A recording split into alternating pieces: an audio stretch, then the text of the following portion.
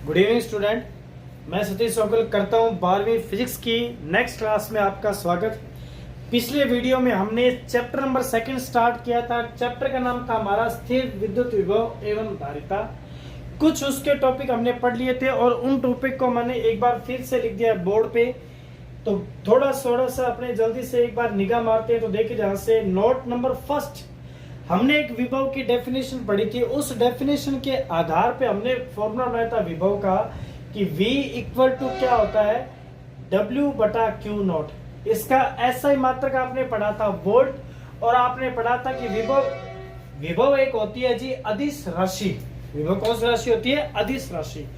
Point number second, बिंदु आवेश plus Q से R दूरी पर विभव का मान आपने निकाला था V इक्वल टू KQ बटे R। R कैप लगाने की आवश्यकता नहीं है क्योंकि विभव एक अदिश राशि है, इसीलिए R कैप नहीं लगाएंगे। आपने देखा ये पॉजिटिव आवेश है, इसलिए यहाँ पे वैल्यू किस चीज की रहेगी? पॉजिटिव की। नेक्स्ट टॉपिक था, आपको बताया था कि बिंदु आवेश माइनस Q के कारण अगर प्लस Q की जगह माइनस Q हो तो उसके कारण R दूरी पर विभव का मान कितना होता है? V इक्वल टू माइनस का KQ बटे R। तो देखिए ध्यान से, ये है हमारा आज का पहला नया टॉपिक, बिंदु आवेशों के समूह के कारण विद्युत विभव। कि जब आपके पास बिंदु आवेशों के समूह, कल आपके पास थे सिंगल आवेश, आज ऐसे कई प्रकार के आवेश हो। मतलब कि जैसे कि पहला आवेश हो आपके पास Q1 प्लस का, दूसरा कोई आवेश है Q2 प्लस का, तीसरा मान लीजिए कोई आवेश है Q3 किस चीज का? माइनस का, और ये है मान लीजिए बिंदु P। आपको इसके ऊपर इन आवेशों के समूह के कारण कुल विभव निकालना है। तो सबसे पहले हम देखते हैं कि बिंदु Q1 की P से दूरी क्या है। बिंदु Q1 की दूरी है बिंदु P से मान लीजिए R1। तो Q1 के कारण P पर जो विभव होगा वो होगा आपके पास V1, और उसकी वैल्यू होगी KQ1 बटे में R1। अब देखिए बिंदु आवेश Q2 की P से दूरी, माना बिंदु आवेश Q2 की P से दूरी कितनी है जी? R2। तो Q2 के कारण बिंदु P पर विभव कितना आया आपके पास? V2 इज इक्वल टू आएगा जी KQ2 बटे में कितना रहेगा? R2। उसके पास देखते हैं बिंदु आवेश माइनस क्या? Q3 किस चीज का है? माइनस का। तो Q3 के कारण बिंदु P पर विभव का मान कितना आएगा? मान लीजिए ये दूरी है जी R3। तो Q3 के कारण विभव का मान मान लीजिए V3 इज इक्वल टू आएगा माइनस, क्योंकि नेगेटिव आवेश है, नेगेटिव के कारण विभव का मान नेगेटिव होता है, माइनस का KQ3 अपॉन R3। तो बिंदु P पर कुल विभव, बिंदु P पर कुल विभव V किसके बराबर होगा? अलग अलग आवेशों के कारण, अलग अलग बिंदु आवेशों के कारण प्राप्त अलग अलग विभव के बीजगणितीय योग के तुल्य होगा। क्योंकि ये अदिश राशि है, इसलिए कौन सा योग रहेगा?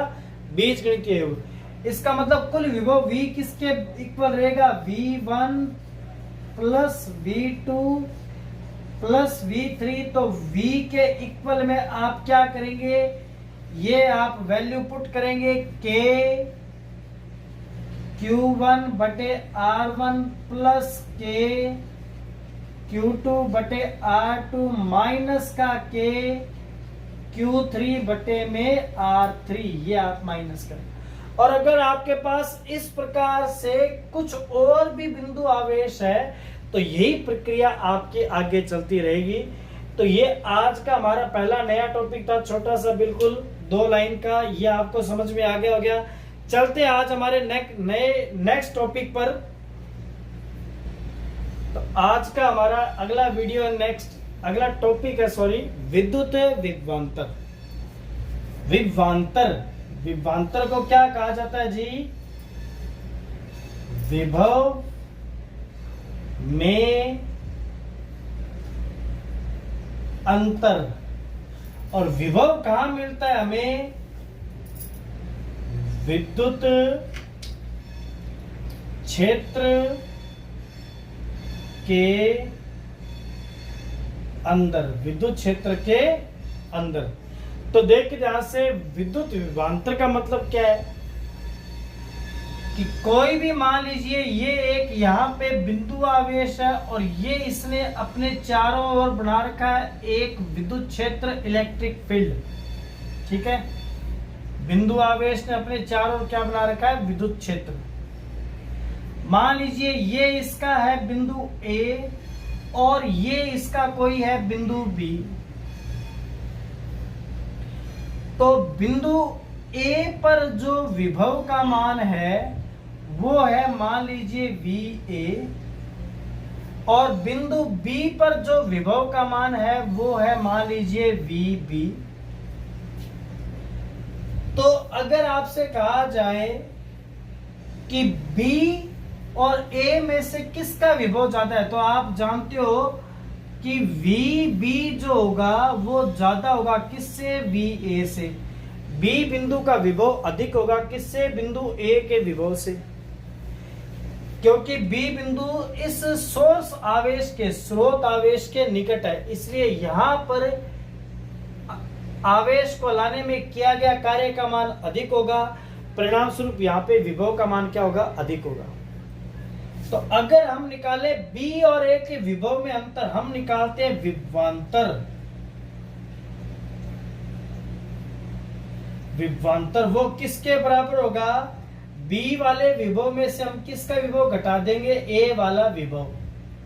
अब ये किसके इक्वल होगा ये आपको बताना है, विभवांतर। विभवांतर का मतलब क्या होता है, विभवांतर विद्युत क्षेत्र के अंदर दो बिंदुओं के विभव का अंतर विभवांतर कहलाता है। ये तो है सिंपल सी बात। विभवांतर क्या है, विद्युत क्षेत्र के अंदर कोई भी दो बिंदुओं के विभव के बीच का अंतर विभवांतर कहलाता है। अब देखिएगा, थोड़ा सा कल वाले मैटर को हम इसमें रिपीट करेंगे कि कल का मैटर क्या था कि विभव क्या होता है। विभव होता है जैसे कि ये बिंदु है मान लीजिए P, और इस बिंदु का आपको विभव निकालना है। तो आपको प्रोसेस बताई थी कि आप अनंत से क्या लेके आओगे, एक Q0 आवेश को लेके आओगे और कहां तक लाओगे, बिंदु P तक।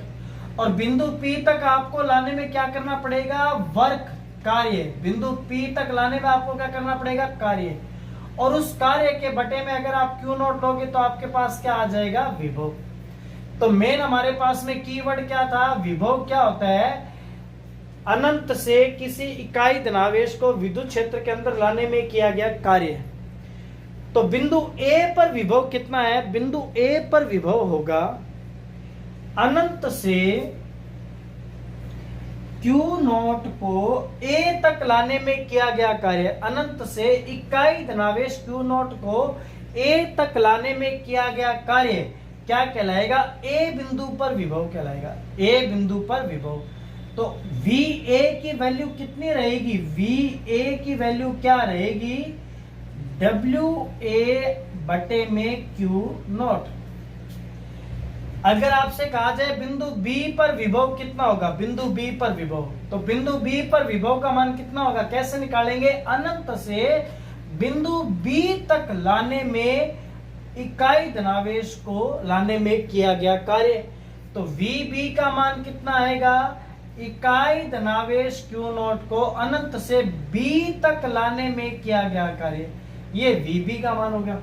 तो VB माइनस VA, VB का मान पुट करेंगे तो WB बटे Q0 माइनस VA का मान पुट करेंगे तो WA बटे Q0। इट मीन्स अगर आप देखोगे एलसीएम लोगे तो Q0, तो ये क्या आएगा जी, WB माइनस का WA। तो आपने क्या किया कि B तक लाने में किए गए कार्य में से A तक लाने में किए गए कार्य को घटा दिया। अगर आप ये कहे कि A तक लाने में किया गया कार्य मान लीजिए 10 जूल हो और B तक लाने में किया गया कार्य मान लीजिए 25 जूल हो, तो इन दोनों के बीच का जो अंतर होगा वो कितना होगा, 25 में से 10 गए 15 जूल। और अगर आप, अब ये बात आप ध्यान से सुनिएगा, यदि आप इकाई धनावेश को A से B तक डायरेक्ट लेके आ जाए, A पर बैठा है उसे B तक लाना है, तो भी आपको 15 जूल ही वर्क करना पड़ेगा। तो यहां से विभवांतर की डेफिनेशन क्या बनती है, ध्यान से समझिए। फाइनल डेफिनेशन हमारी कि दो बिंदुओं के बीच विभव का अंतर, दो बिंदुओं के बीच विभव का अंतर विभवांतर कहलाता है। और वो किसके बराबर होता है, किसी इकाई धनावेश को विद्युत क्षेत्र के अंदर एक बिंदु से दूसरे बिंदु तक, इकाई धनावेश को विद्युत क्षेत्र के अंदर एक बिंदु से दूसरे बिंदु तक ले जाने में किया गया कार्य उन दोनों बिंदुओं के विभवांतर के बराबर होता है, अर्थात वो क्या कहलाता है, विद्युत विभवांतर कहलाता है। फिर से सुन लीजिए, इकाई धनावेश को विद्युत क्षेत्र के अंदर एक बिंदु से दूसरे बिंदु तक ले जाने में किया गया कार्य उन दोनों बिंदुओं के बीच का विद्युत विभवांतर कहलाता है। ये यहाँ पे विद्युत विभवांतर के बारे में बहुत ही कॉमन सी बात या अंक है कि उसकी एक डेफिनेशन और एक उसका फॉर्मूला हमारे पास हो चुका है कंप्लीट। इसे आप VAB भी लिख सकते हैं, VAB, और VAB लिखे गए इसका मतलब आप VB में से A घटाएंगे, B में से A घटाएंगे, सॉरी B में से A को आप क्या करेंगे, माइनस। ओके, अब हम करने जा रहे हैं 1 जूल विभवांतर की डेफिनेशन। हाँ जी, विद्युत विभवांतर क्या होता है, दो बिंदुओं के बीच विभव का अंतर विद्युत विभवांतर कहलाता है। और वो किसके इक्वल होता है, किसी इकाई धनावेश को विद्युत क्षेत्र के अंदर एक बिंदु से दूसरे बिंदु तक ले जाने में किया गया कार्य, इकाई धनावेश को विद्युत क्षेत्र के अंदर एक बिंदु से दूसरे बिंदु तक ले जाने में किया गया कार्य विद्युत विभवांतर कहलाता है। अगर आप इसका मात्रक देखते हैं तो आप जानते हो कि इसका मात्रक भी क्या होगा, जूल बटे, कार्य है जूल बटे कूलाम, जिसे हम क्या कहेंगे, वोल्ट से शो करेंगे। अर्थात विभवांतर का मात्रक भी क्या होता है, वोल्ट होता है। विभवांतर क्या होता है, विभव का अंतर ही होता है, इसलिए जो विभव का मात्रक होता है वही विभवांतर का मात्रक होता है। इसकी विमा भी विभव के इक्वल ही होती है, M1 L1 T - 3 A - 1, sorry M1 L2 T - 3 A - 1। उसके बाद हम जी पढ़ने जा रहे हैं 1 वोल्ट विभवांतर की डेफिनेशन। 1 वोल्ट विभवांतर क्या होता है, देखिए यहां से 1 वोल्ट विभवांतर VAB, मान लीजिए आप ये जो परीक्षण धनावेश है इसका मान 1 कूलाम का है, अर्थात आपने जो परीक्षण धनावेश लिया वो मान लीजिए 1 कूलाम का है, और 1 कूलाम के धनावेश को A से B तक ले जाने में जो कार्य कर रहे हो वो मान लीजिए 1 जूल है। तो 1 जूल बटे 1 कूलाम मतलब क्या आएगा, 1 वोल्ट, और ये किसका मान आ गया, विभवांतर का। तो ये डेफिनेशन क्या बनेगी, यदि 1 कूलाम के परीक्षण धनावेश को विद्युत क्षेत्र के अंदर एक बिंदु से दूसरे बिंदु तक ले जाने में किए गए कार्य या ले जाने में 1 जूल का कार्य करना पड़ता है, तो उन दो बिंदुओं के बीच विभवांतर का मान 1 वोल्ट होगा। 1 वोल्ट विभवांतर की डेफिनेशन सुनिए ध्यान से, किसी 1 कूलाम के परीक्षण धनावेश को विद्युत क्षेत्र के अंदर एक बिंदु से दूसरे बिंदु तक ले जाने में यदि 1 जूल कार्य करना पड़ रहा है तो उन दोनों बिंदुओं के बीच विभवांतर का मान 1 वोल्ट होगा। चलते हमारे नेक्स्ट टॉपिक पे। हाँ जी, नेक्स्ट हमारी इस चैप्टर की मेन जो सबसे मोस्ट इम्पोर्टेंट जो हेडिंग है वो है विद्युत विभव की सामान्य समीकरण, general equation of electric voltage.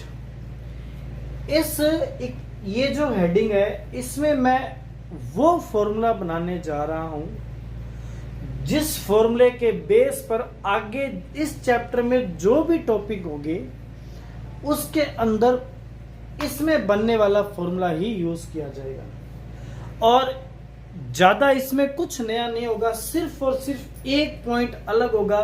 बाकी जो भी टॉपिक होगा वो पीछे हम पढ़ चुके हैं, उसी टॉपिक को, पीछे पढ़े गए टॉपिकों को ही थोड़े से नए रूप में हल्के सी नई वैल्यू के साथ इसे कंप्लीट करेंगे। तो देखिए ध्यान से, सबसे पहले हम ये मानते हैं कि ये हमारे पास में है प्लस का कोई एक Q आवेश और इस Q आवेश को हम थोड़ा सा इस रूप में मानते हैं कि ये इस प्रकार से एक आवेश है और इसने ये क्या कर रखा है, एक विद्युत क्षेत्र का निर्माण कर रखा है। ये है एक विद्युत क्षेत्र, विद्युत क्षेत्र है जी E, ये विद्युत क्षेत्र का निर्माण किया है और इस Q से R दूरी पर, इस Q से कितनी दूरी पर, R दूरी पर ये एक आपके पास में है जी बिंदु P। ये आपके पास में क्या है, बिंदु P। आपको इस बिंदु P पर विद्युत विभव का मान निकालना है, ठीक है। इस पे आपको विद्युत विभव का मान निकालना है। देखिए इस प्रकार का टॉपिक आप पहले कर चुके हैं, आंसर वो बिल्कुल सही था, लेकिन हम कुछ एक ऐसा फॉर्मूला बनाना चाहते हैं जिसके ऊपर आगे के किए गए सभी टॉपिक आसानी से सॉल्व हो सके। तो हम एक नॉर्मल इक्वेशन बनाना चाहते हैं, एक फॉर्मूले के रूप में इक्वेशन बनाने जा रहे हैं। अब इसके लिए हमने क्या किया, इस विद्युत क्षेत्र के बाहर ये लिया एक अनंत पे एक आवेश और हम क्या लेके आ रहे हैं, इसे यहां से परीक्षण धनावेश Q0 को इस पे लेके आएंगे। तो जब हम इसे यहां पर हम लेके आएंगे तो मान लीजिए रास्ते में हम इसे यहां तक लेके आ चुके हैं बिंदु A पर, और इस बिंदु A पर वो क्या करेगा, एक बल का अनुभव, वो क्या करेगा, एक बल का अनुभव करेगा और उस बल का मान क्या होगा कि जब Q0 कहां आ चुका है, यहां पर बिंदु A पर Q0 आ चुका है बिंदु A पर, तो वो कितना बल अनुभव करेगा। तो F इज इक्वल टू बल का मान क्या होगा, लिखोगे बोर्ड पे देखिए, बिंदु A पर Q0 पर लगने वाला बल वो कितना होगा जी, आपके पास होगा Q0 into E, Q0 into E, ये आपका बल लगेगा और वेक्टर रूप में लिखोगे तो वो इस प्रकार से लिखा जाएगा। अर्थात इस पे जो बल लगेगा वो इसे बाहर की ओर धकेलेगा क्योंकि ये पॉजिटिव आवेश है, ये सारे पॉजिटिव है। फिर आप लिखोगे इस बल के विरुद्ध, इस बल के विरुद्ध, पिछले टॉप वीडियो में भी ये बहुत एक महत्वपूर्ण शब्द था, इस बल के विरुद्ध आपको क्या करना है, इस Q0 को बिंदु A से अल्प विस्थापन dx देते हुए बिंदु B तक लाना है। अल्प विस्थापन dx देते हुए कहां तक लेके आना है, बिंदु B तक आप लेके आओगे। तो लिखेंगे इस बल के विरुद्ध dx विस्थापन में किया गया अल्प कार्य, किया गया कौन सा कार्य जी, अल्प कार्य dw इक्वल टू आप क्या लिखोगे, f dx, और अगर आप यहां पे वेक्टर लगाते हुए डॉट गुणा लगाते हैं, सॉरी, और जैसे ही आप यहां पे वैल्यू पुट करेंगे तो D W is equal to F की वैल्यू क्या आएगी, क्यू नॉट ई डॉट में डी एक्स, और क्योंकि ये विरुद्ध चल रहा है इसलिए आप यहां पे क्या लगा दोगे, माइनस, क्या लगा देंगे आप, एक माइनस, ठीक है। अतः लास्ट देखिए, अनंत से, क्योंकि आप कहां से लेके चले थे, अनंत से, और कहां तक लेके आना है, बिंदु P तक, जो कितनी दूरी पर है, R दूरी पर। अतः अनंत से R दूरी तक लाने में किया गया कुल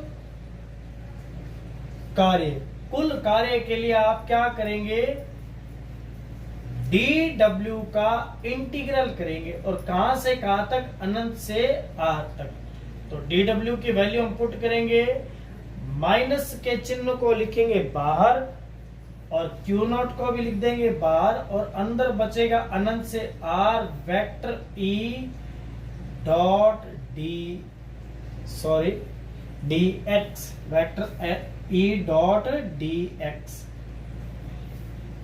तो W इज इक्वल टू, अगर Q नॉट को आप लाते हैं अपॉन में तो क्या होता है, माइनस का इन्फिनेटिव से R vector E dot D X, और आप जानते हैं कि लेफ्ट साइड हमारे पास में क्या बन चुकी है, ये है हमारे पास में विभव।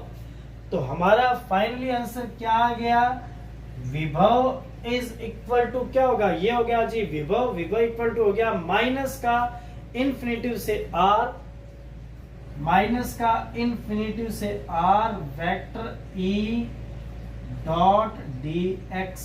ये हमारा हो चुका है जनरल फॉर्मूला कंप्लीट। इसी फॉर्मूले के बेस पर हम करेंगे आगे का वर्क। मिलते हैं कल नेक्स्ट वीडियो में। Thank you.